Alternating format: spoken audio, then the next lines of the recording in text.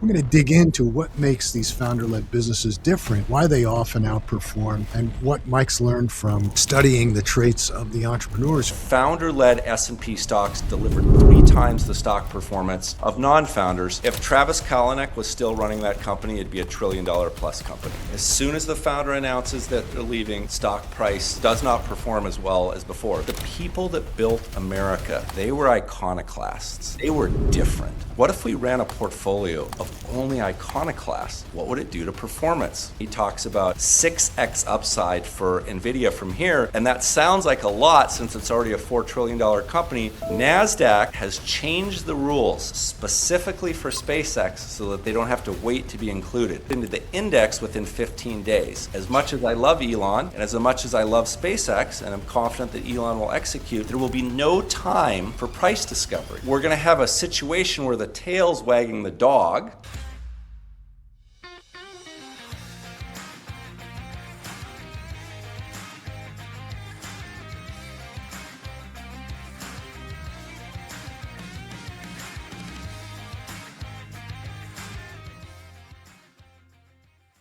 Hey, everybody, and welcome back to another week of Crunching Your Growth. I'm your host, Phil Masiello, and today's conversation is one that I think founders, entrepreneurs, growth-minded investors are really going to appreciate.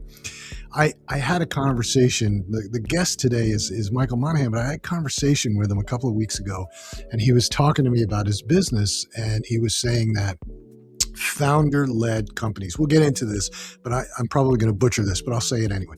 But founder-led companies that are public perform better.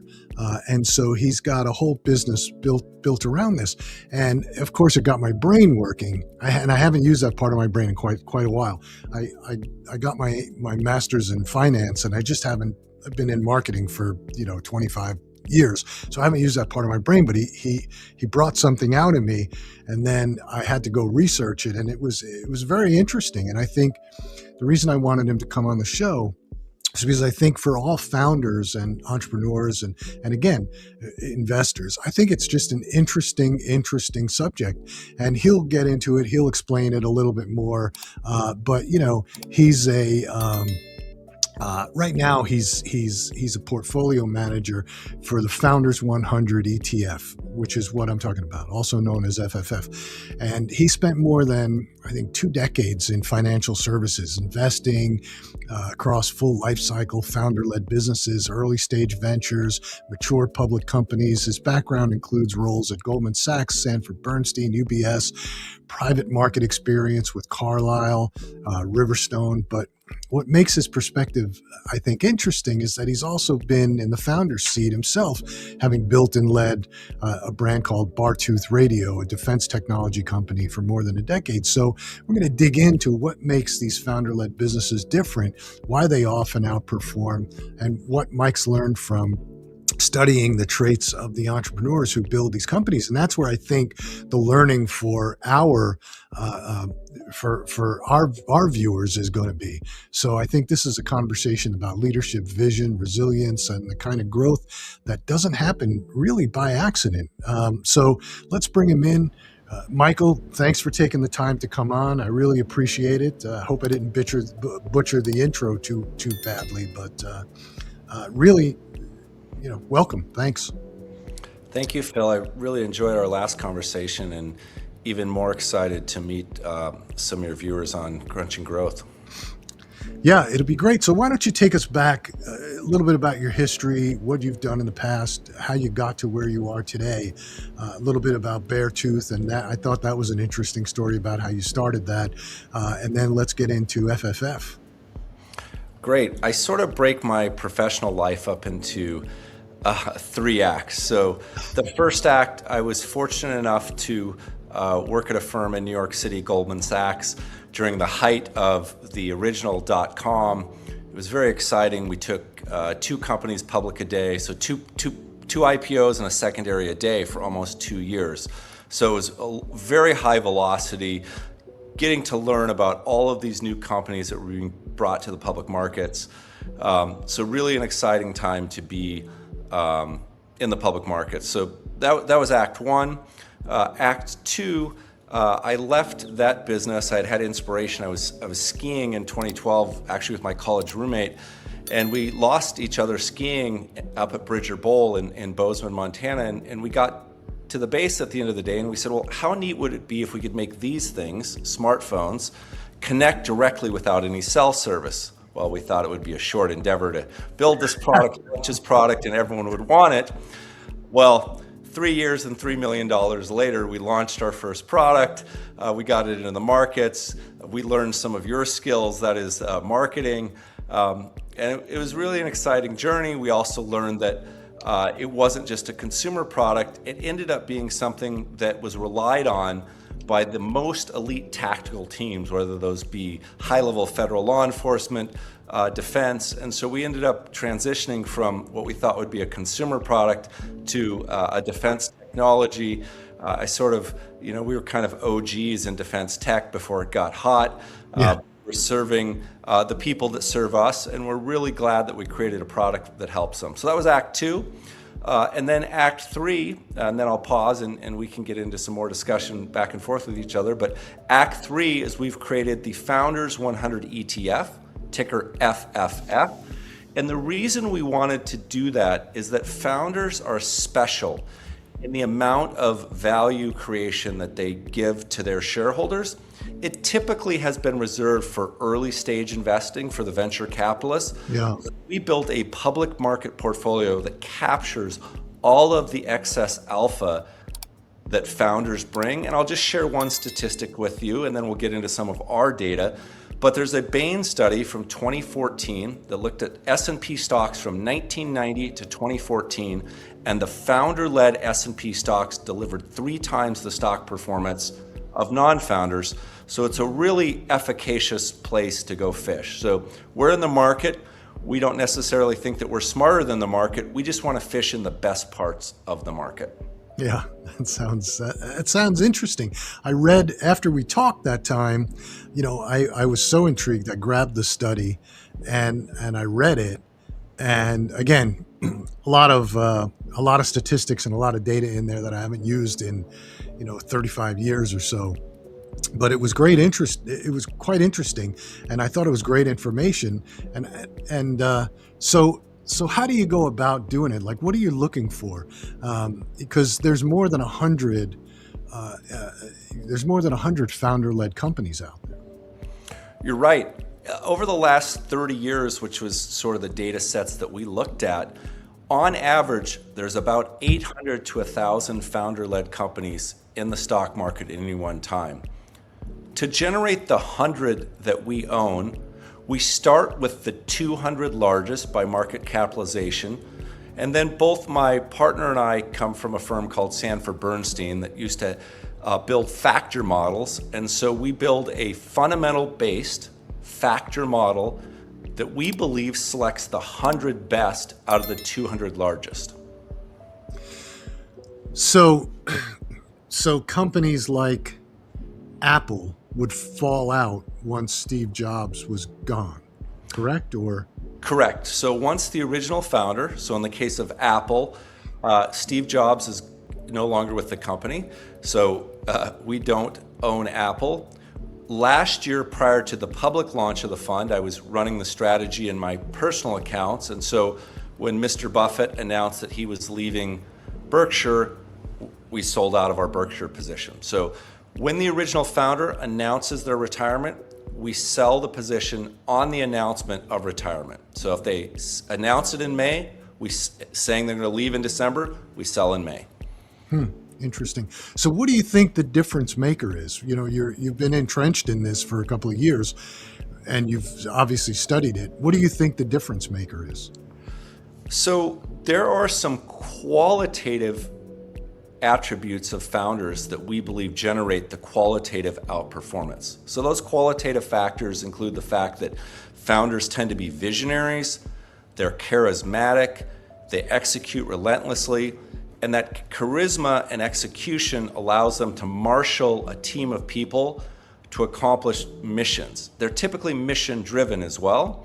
And so that adds up to being able to deliver better products understanding their customers better, and it generates better stock performance. Often, looking at the financial statements of these companies, on average, they have higher revenue growth, higher earnings growth, higher free cash flow margins, and they operate under net cash versus net debt.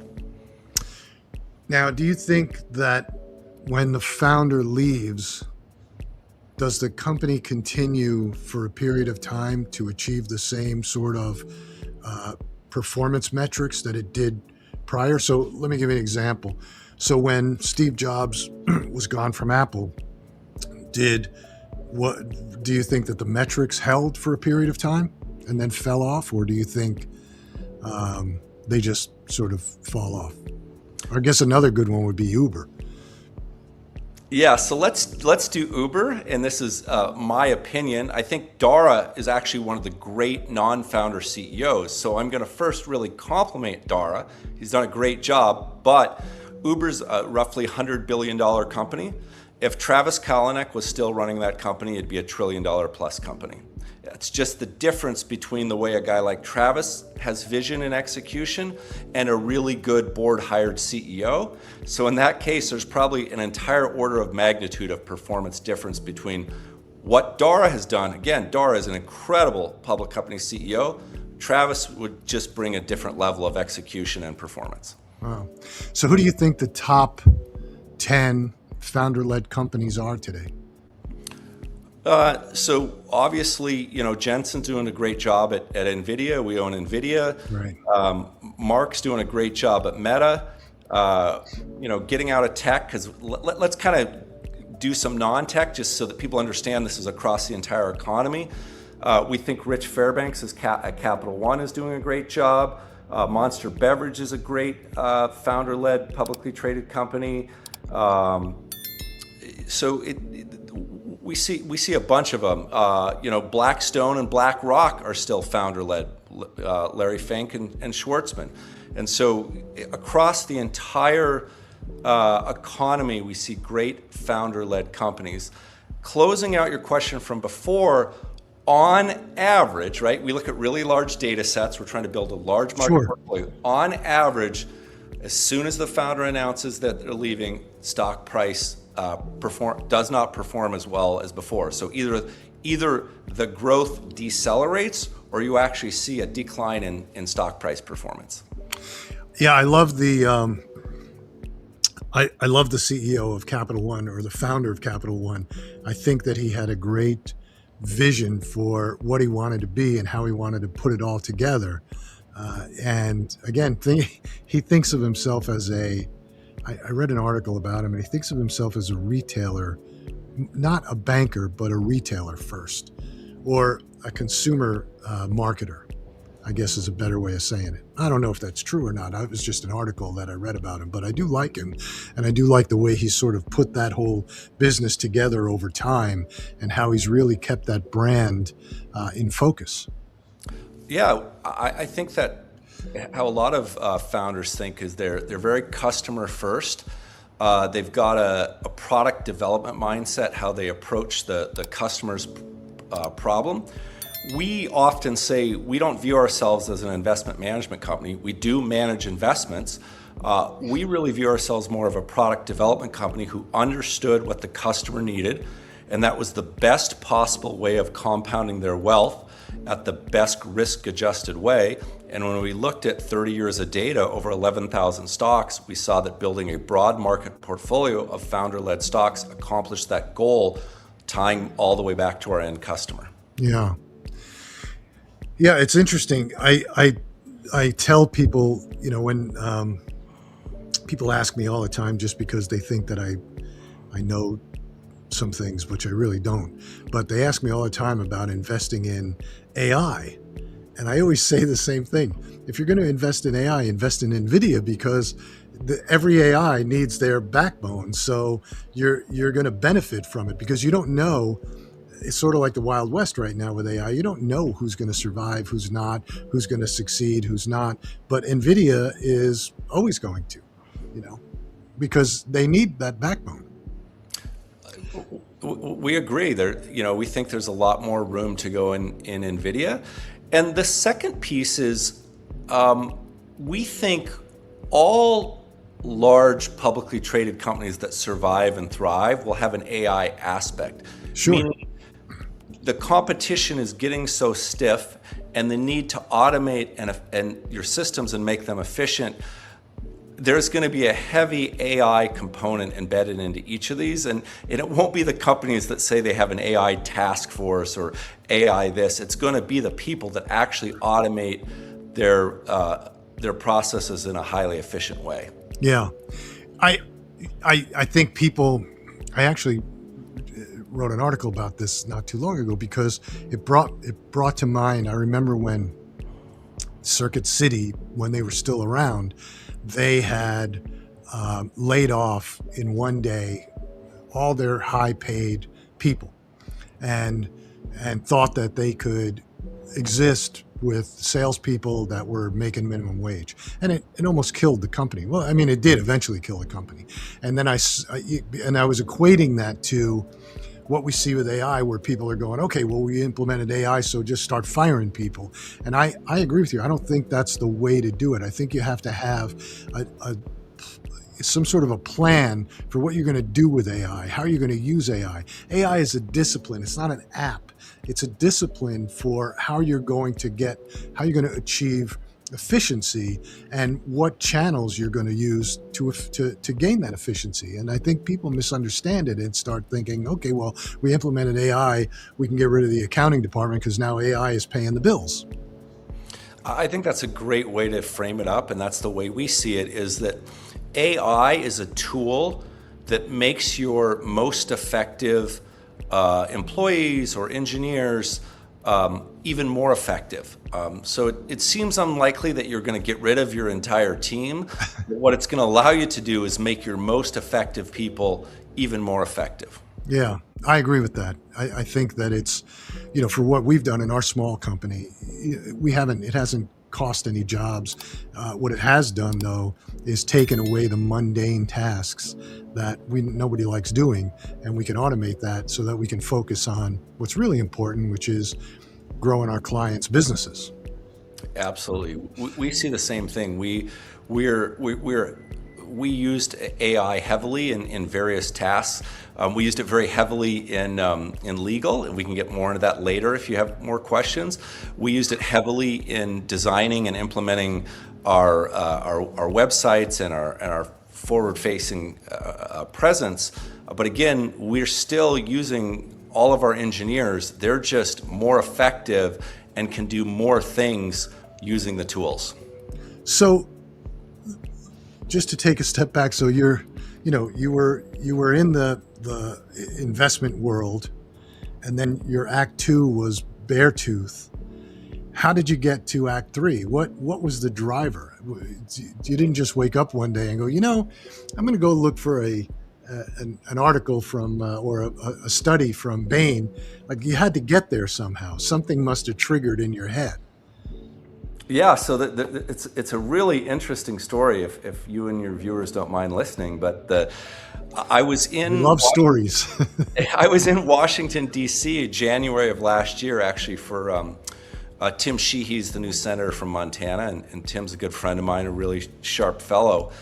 And we were there for that, and someone suggested that we go to the Smithsonian and see the Fort McHenry flag. And I really encourage everyone to go. It's the flag that flew above Baltimore during the shelling of Baltimore in the War of 1812. Well, we all know the fort didn't fall. They put the flag up the next morning, and it inspired Francis Scott Key to write the Star-Spangled Banner. And I got to tell you, again, my business partner and I saw this. We're really inspired by this. It was almost a spiritual experience on how special this is. And we walked around and we looked at some additional exhibits in the museum. And we said, look, and I'm going to say something fairly obvious, but it was impactful. We said, look, the people that built America, they were iconoclasts. Sure. They were different. And my partner Lauren's run institutional portfolios for 20 years. And I said, Lauren, what if we ran a portfolio of only iconoclasts? What would it do to performance? Well, about a week later, she said, look, I've got the numbers. I had to rerun them and rerun them and rerun them again because I wanted to make sure that the alpha that we were seeing actually exists, right? Because there's not a lot of free alpha left in the market. Occasionally it is there, and we think we found some. So that was number one. And then number two, the data that we needed didn't exist. You can't go to FactSet or Bloomberg and get the data that you need to do these types of analysis on when founders came in and out of their companies. So we hand-built that data set. And looking at it, we said, wow, this is really interesting. Founders really do outperform. And this is how we want to invest our own money, which we do. She and I have all of our own liquid net worth in the fund. And that's really where we got to. I said, wow, this is a mission that we can serve people and help them invest their money in a way that's very high growth, shouldn't be much more risk than or equal risk to owning the S&P 500, but over very long periods of time, you should outperform. And that's what our internal data showed. And then as we started poking around, we found the Bain study, and we found a PhD thesis written in 1980 about this, and one in the 90s and one in 2000s. And so you start to see that this efficacy of founders has held over very long periods of time. I suspect it goes all the way back to when some of the first publicly traded shares of stock traded. We've only gone back about 30 years in detail and kind of cursory over old PhD papers, as I mentioned, from the 70s and 80s, but I suspect it goes back even farther. Yeah, it's interesting. I was a big fan of Warren Buffett since the 80s. Made a small investment back in the 80s, and I loved getting the annual report. I don't know if you ever invested in Berkshire Hathaway, but you get the annual report, and it's almost like an education tool. It's not like any annual report you've ever read. I mean, it's just beautiful. Like the letter to shareholders in the front is usually like 10 pages, and he just details everything out. And I just love that about him. But he was a disciple of Ben Graham, who was a value investor. And Warren Buffett's always looked at the quality of the management team when he made investments. And it wasn't just public companies. When he made investments, when he bought like the Furniture Mart, the Nebraska Furniture Mart, and he bought it because of the woman who owned it and how he just loved her, the way that she ran that business. And she was the founder, obviously. So I think you're right. It goes back even deeper to some of the biggest investors who also looked at this maybe in a different way, but sort of similar to what you're doing. Yeah, I mean, we agree. I think that again, probably restating and simplifying something fairly obvious is that management is the key to how stocks perform over a very long term. Sure. Does the management team have the vision to look to where they need to go? Do they have the charisma and their interpersonal skills to marshal their team to do it? And do they have the execution to deliver? And again, we think that that's often shown in the founder. One of the things I think about is I envision Jensen walking down the hall late at night. I guarantee he's never walked past a piece of garbage at Nvidia. I'm very confident he picks up every scrap of paper he sees on the floor. Yeah, I'm sure that I would imagine you're probably correct. So for some of the people that are on here, what is an ETF? Awesome. So an ETF stands for E Exchange T Traded F Fund. So it's a specialized form of a mutual fund that trades like a single stock. So you can go to your brokerage account and just look it up. So rather than buying IBM, you just go into your brokerage account, look up FFF, and you can buy it just like a stock. They're really neat in that they're very tax efficient for the investors. The old mutual funds, you could have a fund that was down, but they had generated capital gains, and you had to pay tax on it. ETFs are incredibly tax efficient. There are no taxable gains inside of the ETF until you sell them. Interesting. So, but it's traded, is it traded on a separate exchange? Does it have its own exchange? They trade on New York Stock Exchange, NASDAQ, Chicago Board. So it trades, again, just like a stock on the NYSE, NASDAQ, or SIBO. Excellent. Yeah, so just, just a couple of thoughts about this whole process and what you're ultimately trying to achieve. So when people are investing in the ETF, you're acting as essentially the money manager. Right? If I put money into it, am I buying shares of the ETF, or am I investing dollars into the ETF for you to manage? I would say both. You purchase shares of the ETF. That gets, so as the money comes into the ETF, we buy more and more of the underlying shares. You own your share in the ETF, which owns a little bit of each one of the shares that we own. So, okay. So I have So let's say Coca-Cola, right? Let's just say, for example, Coca-Cola's valuation is $2 billion, and they've got let's make the math easy. They've got a billion shares out there, so the stock's trading at $2 a share. Is that the same with an ETF? In other words, does the ETF have a valuation that says, okay, the ETF is worth, $250 million today, and there's, outstanding shares of 250 million. So it's trading for $1 a share. Is that essentially how it works? Yep. ETFs work the exact same way. So if you go on Bloomberg or even Yahoo Finance or your Charles Schwab account, you'll see the number of shares outstanding, you'll see the total market cap, and you'll see the share price. So when we listed, we wanted our fund to be very approachable to everyday investors. We want that 19-year-old, say, barista who's just learning to invest to be able to, they might only be able to purchase one share per paycheck or one share every other paycheck. So we wanted to list it around $20, $25 because we want to help people all the way from the beginning of their investing journey to people who've accumulated a bit more wealth. Gotcha. And just on a side thing, what's your take on investing in cyber currency? Oh, things like Bitcoin? Yeah.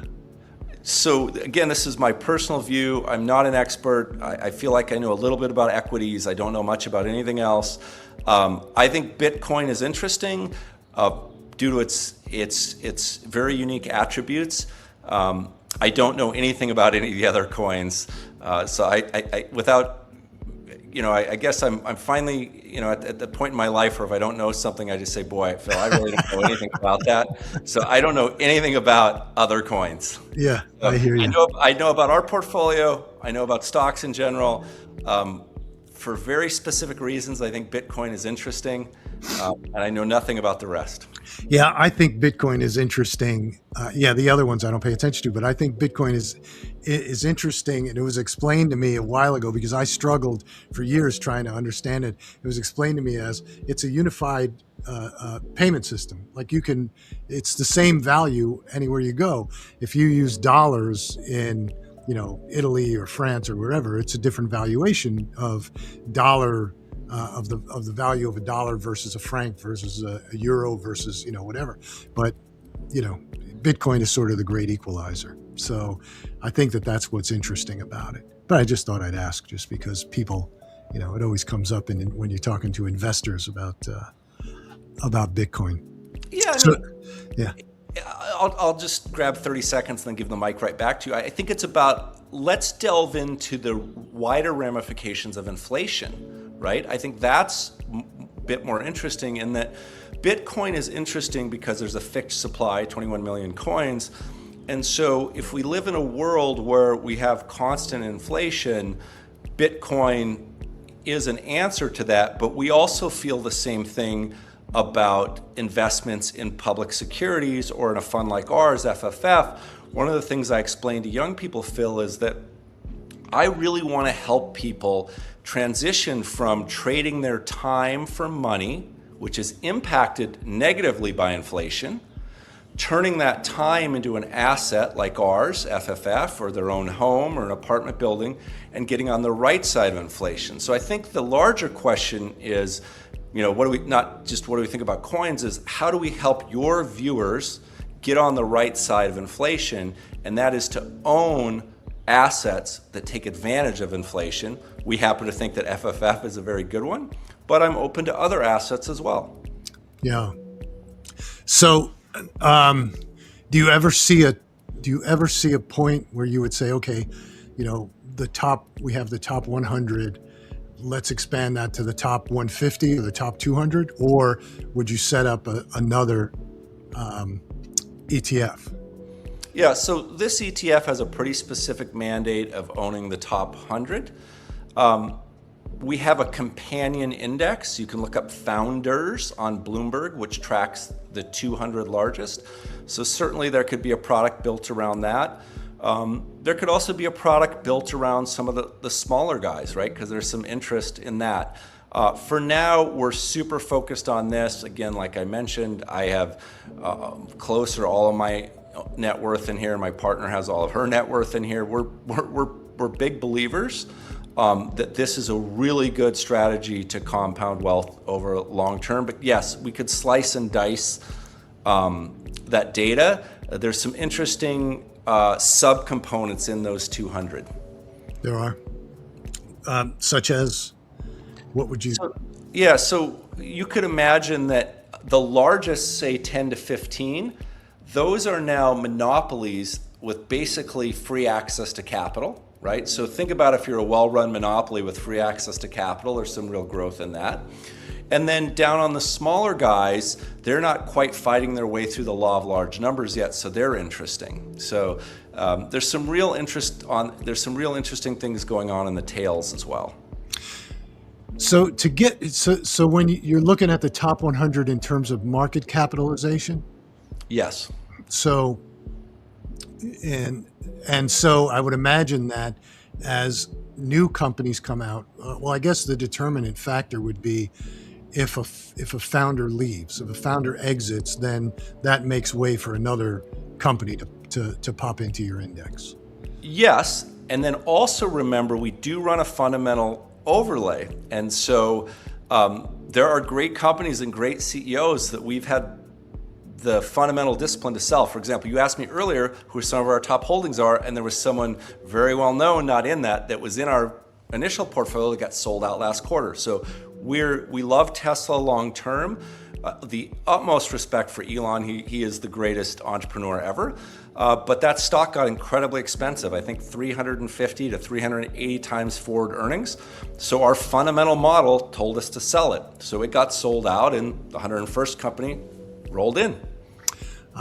So it's not just about, so I guess I misunderstood. So it's not just about the buy and hold of the top 100, and if a founder leaves, you move that out. You're also actively trading based on information. If a stock becomes overvalued, or you view it as overvalued, you can move it out and bring someone else in. Yeah, so generally we're very long-term hold. Our average hold is around 3 years or more. Remember, we're looking at the 200 largest by market cap, so that's the pool we're fishing in. But then we do run the fundamental model where things can get moved in and out. So it's usually around 80%-ish the top 100, but there is 20%-ish that gets variable.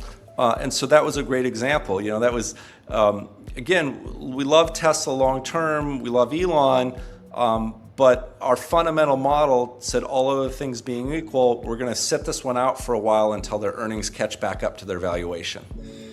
I got it. Understood. So, oh geez, I just had a great one, and now it just left my head. Oh, so you just said, your average time for holding is about 3 years. How long have you actually been doing it? How long has the fund been live? And how long did it take you to get the fund live? Oh, awesome. So I should clarify on that. That was looking at historically how these would have traded. It would have been an average 3-year hold. We'll see what the go-forward data is. The actual fund that people can buy under FFF started trading of December of 2025. So we've got about 4 or 5 months into it. And then I think the third component of your question is how long did it take to set everything up?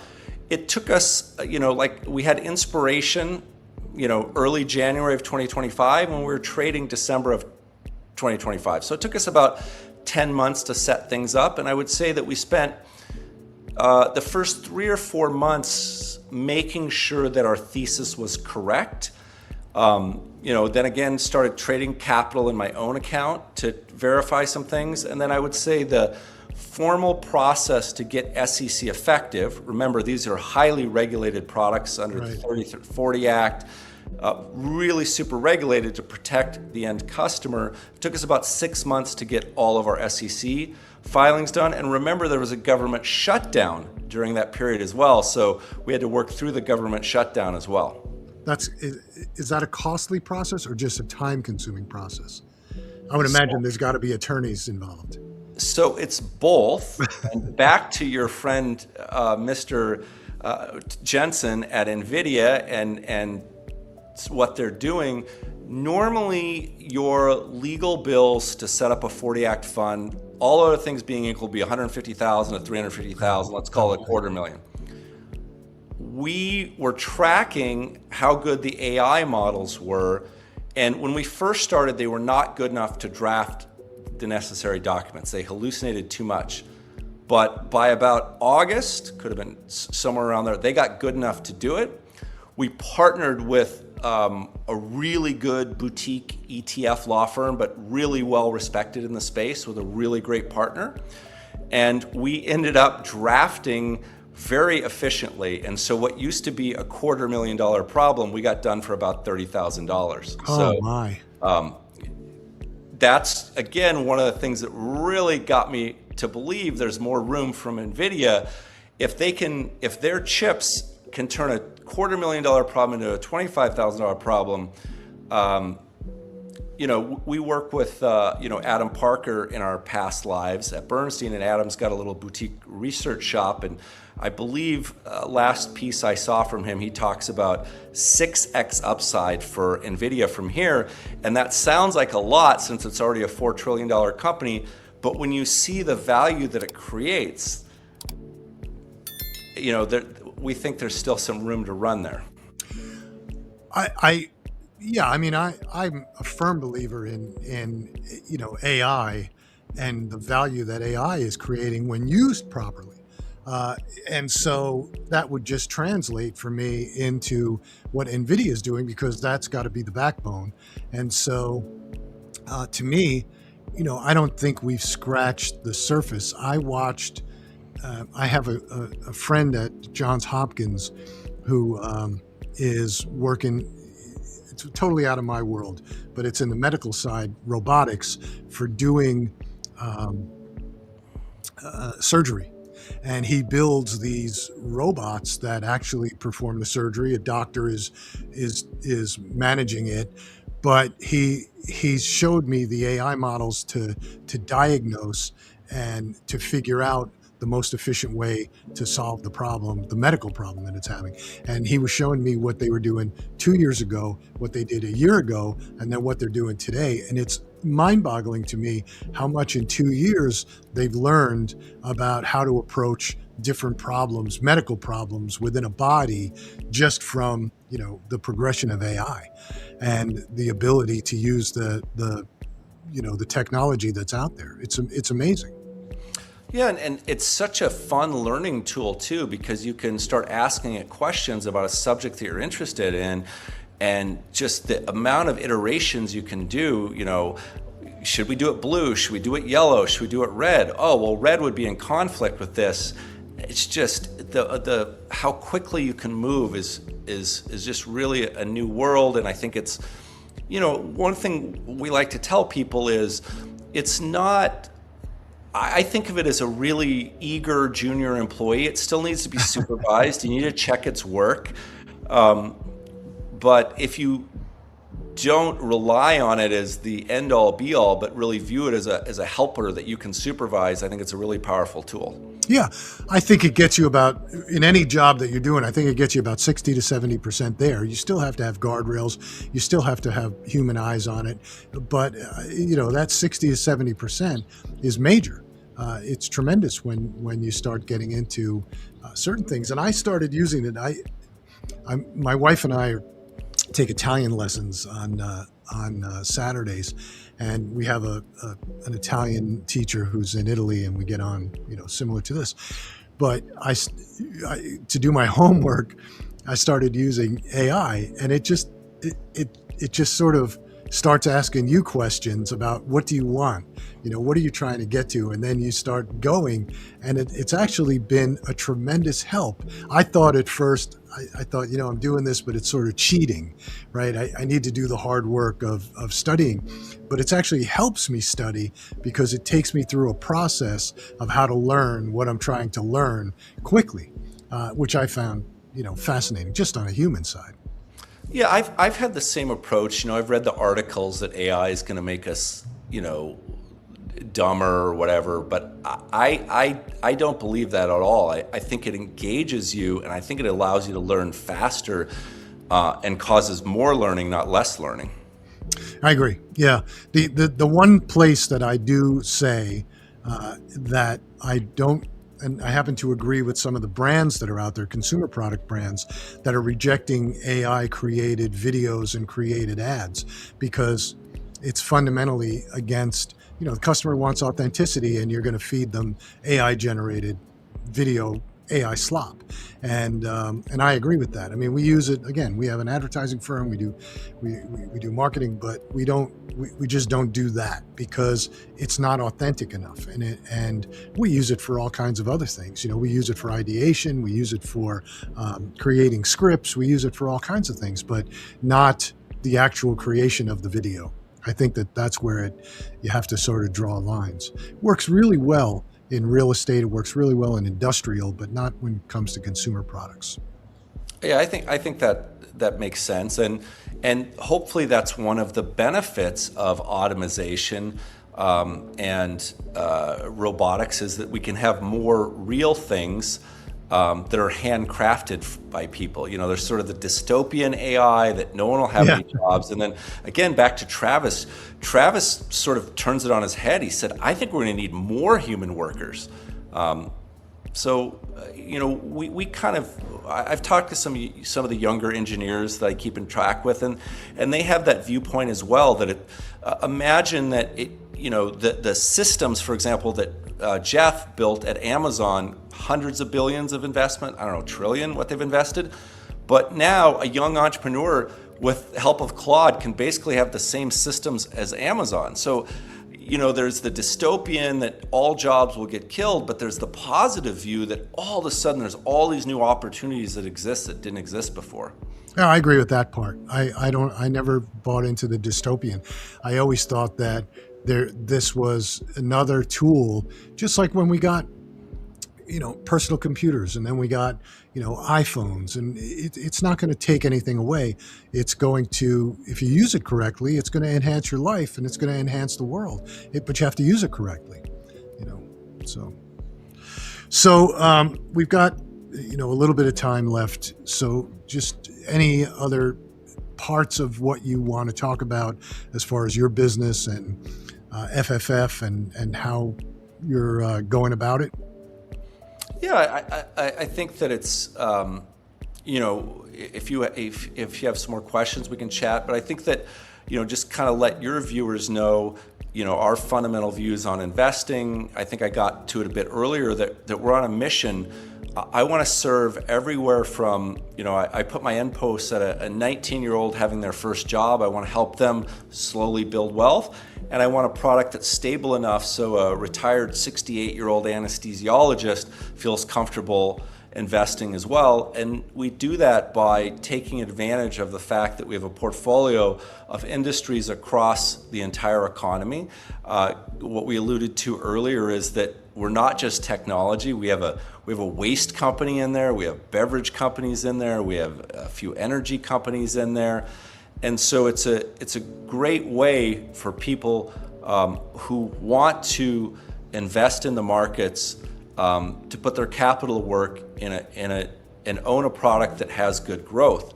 Something else I can pivot to if you want is to talk about growth, because one of the things that's going on right now, and we can talk a little bit or a lot, is we have the SpaceX IPO coming up, for example. And it's going to be very interesting because the NASDAQ 100 has changed their rules, and it's going to allow for immediate inclusion. And so we think people should be aware of that. And then the other thing that we want to point people to is we think that our product is still showing a lot of pure innovation, where, again, picking on the triple Qs, the QQQs, they now trade at about a 1-to-1 correlation with the S&P 500, so they're essentially the same product. Why do you think people should need to be aware about SpaceX and the NASDAQ? Let me drill down into that a little bit. So typically, index funds are set up to follow the pricing that's discovered by active investors, right? So you have all these active investors, whether they're at a pod shop like SAC Capital or a long-only shop like Fidelity, trying to really ascertain what a security should be worth. And you have tons and tons of market participants, and by injecting that into the markets, you get to what would be fair value at any time, given what's known in the marketplace, right? All the way back to Buffett as well. Normally, a stock won't go into a big index for months or years. I think the S&P typically requires a publicly traded company to be public for 4, 5, 10 years. They've got to have a certain number of quarters of positive earnings before they can be included in the index, because the index is relying on all these active public market investors to set the price. NASDAQ has changed the rules specifically for SpaceX so that they don't have to wait to be included. SpaceX is going to be allowed to be put into the index within 15 days. As much as I love Elon, and as much as I love SpaceX, and I'm confident that Elon will execute, there will be no time for price discovery. So we're going to have a situation where the tail's wagging the dog. The big index fund or funds are going to set the price, and active will be the price taker. So I think it's just something that people should be aware of, since it's going to be such a big event in the public markets. Yeah, that's a bit interesting. So one last question. So you've got this fund, you've got FFF, and you on a mission. You want to make people. You want to be able to help people, young investors, older investors, etc. How do you get the message out? Like, so Fidelity had funds, right? They do massive marketing to get people to understand their fund, be aware of their fund. How do you get a fund for people to be aware of? Awesome question. And first of all, thank you to people like you that have discovered us and put us on your platforms. So I think about it in the crawl, walk, run. So in the beginning, we do a lot of reach out through forums like this. We reach out to registered investment advisors who are investing on behalf of their clients. So you're right, some of the big guys, they have a whole army of people and automated systems, but they're nameless and faceless.